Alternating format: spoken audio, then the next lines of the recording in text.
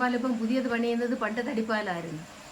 ആ പാലം പിന്നെ കോളേജ് പിള്ളേർ തടിപ്പാലം മാറ്റാൻ വേണ്ടി അത് കത്തിച്ച് പെട്രോളിട്ട്. അന്നത്തെ കോളേജ് പിള്ളേർ എന്ന് വെച്ചാൽ പ്രേമനസീറിൻ്റെയും ഷീലയുടെയും പ്രായമുള്ള കോളേജ് പിള്ളേരായിരുന്നു അന്ന്. അതുപോലെ ഇരിക്കുന്ന പിള്ളേർ, ഞങ്ങളൊക്കെ അന്ന് കൊച്ചു പിള്ളേരായിരിക്കും കാണാം.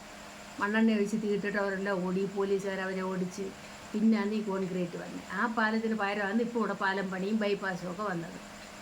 എല്ലാം തിരക്കിട്ട കാര്യങ്ങൾ നല്ല നല്ല നടക്കുന്നു, രാഷ്ട്രീയം നടക്കുന്നു. പക്ഷേ ജാതി എത്രമാത്രം അങ്ങോട്ടും ഇങ്ങോട്ടും മനുഷ്യർ തള്ളിക്കയറുന്നു, അങ്ങോട്ടും ഇങ്ങോട്ടും.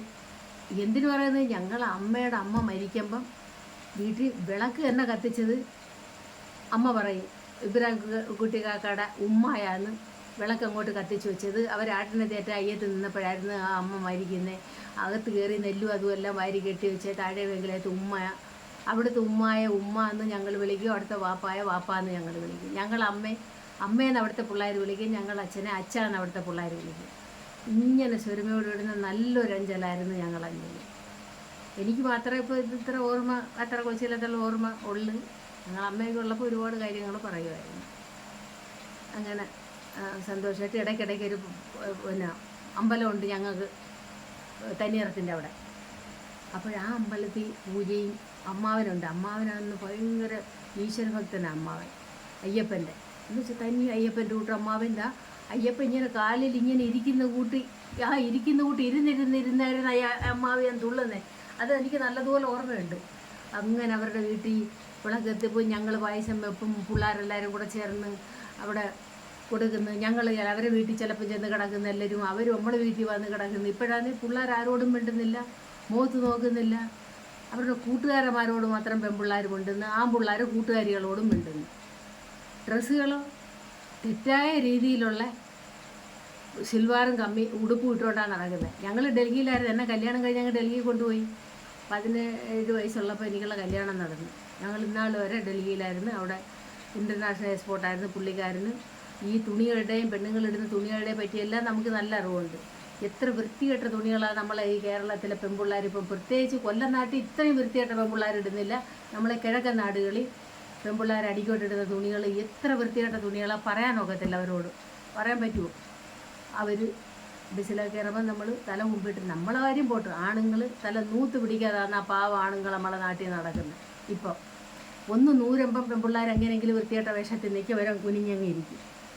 അവരെ നമുക്ക് കുറ്റം പറയാകത്തില്ല. ആ തരത്തിലാണ് അവർ. അതല്ല, ആ വടക്കേ ഇന്ത്യൻ ഡ്രസ്സാണ് അവരിടുന്നെങ്കിൽ അത് തെറ്റായിട്ട് ആരോ തച്ചു കൊടുക്കുന്നത്, തെറ്റായിട്ടുള്ള ഡ്രസ്സുകൾ അവരടുക്കി ഇടുന്നത്. അത് അവിടെ ഡൽഹി സ്ഥലത്ത് ഞങ്ങൾ തണുപ്പ് സമയത്ത് സാരിയുടെ അടുക്കി, പാവാടയുടെ അടുക്കി ആ പൈജാമ ഞങ്ങൾ ഇടുമായിരുന്നു. കാര്യം തണുപ്പ് സമയത്ത് തണുപ്പടിക്കാതിരിക്കുക. ആ പൈജാമ ഒന്നുമില്ലാതെ 2 വശവും കീറിയ ശകലം തുണി മുമ്പശത്തും പുറവശത്തും തൂങ്ങിക്കിടക്കത്തക്കോണം വെട്ടി അങ്ങ് മേലോട്ടെടുത്തും വെച്ച് ആ ഞങ്ങൾ സാരിയുടെയും പാവാടയുടെയും അടിക്കിടുന്ന ആ വസ്ത്രം അവരിതാ വെറുതെ ഉടുത്തുകൊണ്ട് പോകുന്നത്. നല്ല ചെറുപ്പക്കാർ, ഭയങ്കര വണ്ണമുള്ള പെണ്ണുങ്ങൾ വരെ. ഞങ്ങളൊക്കെ അങ്ങ് സ്തംഭിച്ചാൽ ബസ്സിനകത്തിരിക്കുന്നത്. ഇതൊക്കെ നമ്മൾ പറയുന്നതെന്ന് വെച്ചാൽ നമുക്കുള്ള വിഷമം കൊണ്ട് പറയുന്നതാണ്.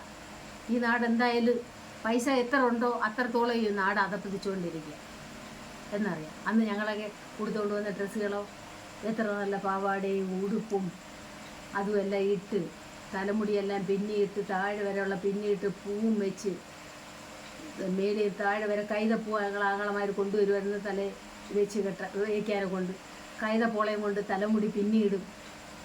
അങ്ങനെ ഇട്ടിട്ട് ഞങ്ങൾക്ക് ആമ്പലിൻ്റെ പൂ ആങ്ങളമാർ പറിച്ചുകൊണ്ട് തരും. അവർക്ക് നമുക്ക് മൊബൈൽ ഫോണൊന്നും മേടിച്ച് തരാൻ പൈസയില്ല. പക്ഷെ നമ്മൾ ആങ്ങളമാർ അവിടെ കുളത്തിൽ ചാടി ഞങ്ങൾക്ക് ആമ്പലിൻ്റെ പൂ പറിച്ചുകൊണ്ട് വന്ന് ഇങ്ങനെ മാല ഉണ്ടാക്കി കണ്ടോടി എന്ന് പറഞ്ഞിട്ട് അങ്ങനെ മുട്ടുള്ള ആമ്പലിൻ്റെ മാല ഞങ്ങൾ ആങ്ങളമാർ ഞങ്ങളെ കഴുത്തിൽ ഇടിയിപ്പിച്ച് തന്നിട്ടുണ്ട്.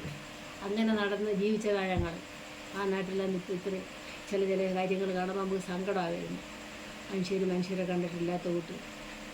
അന്ന് നമ്മൾ ബാഗുമൊക്കെ ആയിട്ട് ഇങ്ങനെ ഡൽഹിയിൽ നിന്ന് വന്നിറങ്ങുമ്പം ഇവിടെ വട്ടി പോലും കൊണ്ട് നടക്കാത്തവരാന്ന് ഇപ്പം നമ്മളെ നോക്കി പരിഹാസമായിട്ട് ചിലരൊക്കെ ചിരിക്കുകയും ചെയ്യും. നമ്മളിപ്പോൾ നടക്കുന്നതെന്ന് വെച്ചാൽ പഴയ രീതിയിൽ തന്നെ നടക്കുന്നത്. ഒരു മോഡേൺ, നമ്മൾ നാട്ടിൽ വന്നാൽ നാട്ടിലെ കൂട്ട് തന്നെ ജീവിക്കുന്നത്, അവിടുത്തെ കൂട്ടുകയല്ല. അവർ നമ്മളവരെല്ലാം കണ്ട് ജീവിച്ചതാണ്.